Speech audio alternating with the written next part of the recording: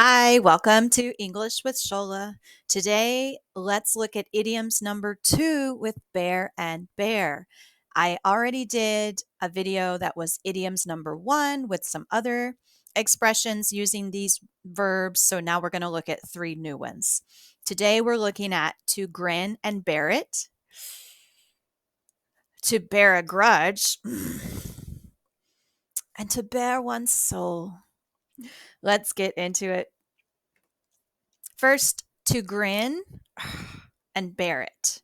So, grin is a smile, but it's maybe kind of forced. So, this means to suffer pain or misfortune in a stoical manner. So, you might be familiar with Stoicism. It's a philosophy aiming to achieve lasting happiness by staying calm, rational, and emotionally detached. So that's the stoical manner.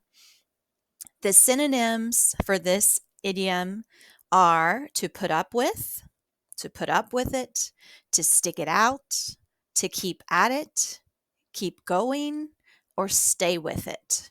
So all of these expressions mean that you're just going to continue suffering or continue doing something because you just think it's best to stay calm and continue and not put up a fight or to not stop. So let's look at some example sentences, some context in which this is used. Number 1, I don't really like going to bars, but if it's someone's birthday, okay, I'll grin and bear it. So that means I'm going to put up with the difficult situation. I'll go through with it. Number 2, my best friend hates karaoke, but since it was my birthday, she grinned and bore it. So this is grin and bear it in past tense, grinned and bore it. Number 3, the secretary was a bit under the weather and wanted to go home early, but the boss asked her to finish a task, so she grinned and bore it. She just grinned and bore it. Past tense again. Number 4, you just have to grin and bear it when you go to the dentist.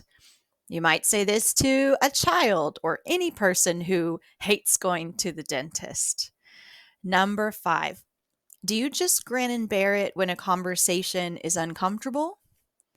So you can practice speaking. You can use this expression. Tell me your answer. When a conversation is uncomfortable, yeah, I generally just grin and bear it. Or you might say, no, when a conversation is uncomfortable, I never just grin and bear it. I express my opinion and leave the conversation. So, what about you? All right. Let's go on to the next idiom, to bear a grudge.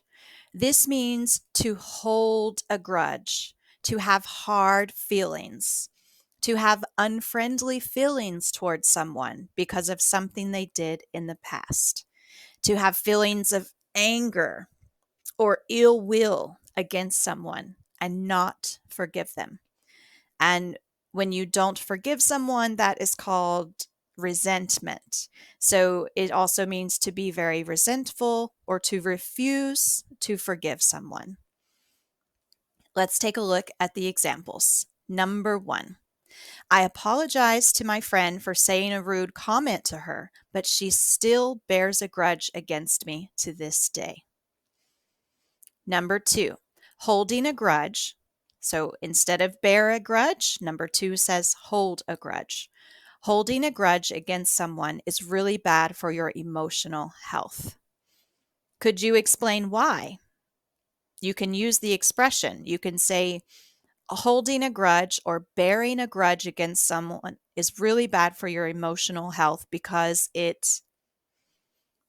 And number 3, my aunt bears a grudge against my mother because of a disagreement they had 5 years ago. Number 4, his colleague has borne a grudge against him ever since he withheld important information from her. So here it's in the past, actually the present perfect. So we have borne as the past participle of bear. has borne a grudge against him ever since he withheld important information from her. Number 5, what's the secret to not bearing a grudge? How can we not bear a grudge against someone when they've hurt us or done something against us? Let's look at the next idiom, which is to bare one's soul. Notice the spelling changes here. It's no longer spelled bear like the animal. It is now B-A-R-E. So we have to remember that the verb bear, the adjective as bare means not clothed or covered. And soul is the spiritual or immaterial part of a human being. So this means that your soul is uncovered, meaning we can see it. So to bare one's soul means to reveal one's most private thoughts and feelings. Or another expression is to wear your heart on your sleeve. That means that your soul, or the most important part of you as a person, your spiritual being, is on your sleeve and everyone can see it. So let's look at some examples. Number 1, we all need someone we can bare our souls to, someone we can confide in. Number 2, after several years of friendship, he finally bared his soul to her and admitted he was deeply in love with her. Number 3, some people are like an open book. They're not ashamed of baring their souls in public. Number 4, what are the advantages and disadvantages of baring your soul to a work colleague, a friend, a stranger? So what do you think? Can you talk about the advantages and the disadvantages of baring your soul to these different people in our lives?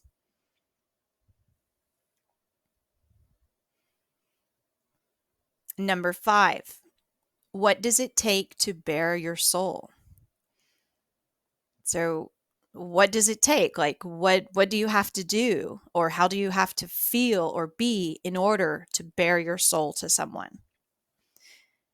Now, for examples in realia, in some real world uses of language, we do have this song by Olivia Rodrigo. She's an American singer who is up and coming. She's become quite popular in the recent couple of years.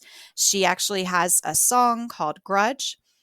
So in the PDF file, which is on my website, you can click this video link to go watch this lyrics music video and hear her singing it. Also, there is a book about holding a grudge or bearing a grudge, and it's called How to Hold a Grudge. It's by a British author named Sophie Hannah. This is her. And again, in the PDF, if you click on this book, it will take you to a PDF file of the first chapter of her book, which is available for free online on her website. So I've added it there in the PDF for you for quick access.